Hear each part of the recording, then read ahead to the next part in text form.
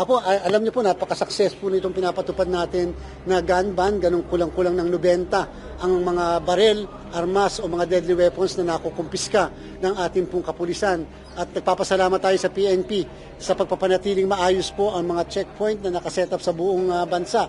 Kulang-kulang na rin pong korekta ang mga tao na nasa wata na aresto sa violation sa gun ban. Talagang patuloy pa rin ang pagkatigasan ng ilan dyan na ulo at talagang pinagmamatigasan magdala pa rin ng barel kahit wala silang certificate of authority or exemption mula sa Commission on Election. Alam niyo po, pag ang toy gun ay talagang itsurang barel, pinagbabawal din po yan. Kasi useless yung gun ban, yung ban natin kung may mga ganyan na pwede magamit sa pagnanakaw, pwedeng gamitin sa violence, pananakot, kahit naman hindi sa totoo. Pero kung halatang-halata mo naman toy gun, halimbawa yung toy gun na yun ay kulay green na plastic pa, hindi naman siguro para natin arestuhin.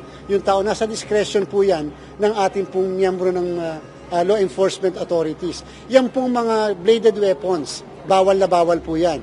Maliban na lamang nga kung mga gagamitin mo yan sa pagsasaka, ngayon po pwede naman po yan. Yung po mga air gun, bawal din po yan. May desisyon ng Supreme Court patungkol dyan na ang air guns ay kasama sa definisyon ng deadly weapons.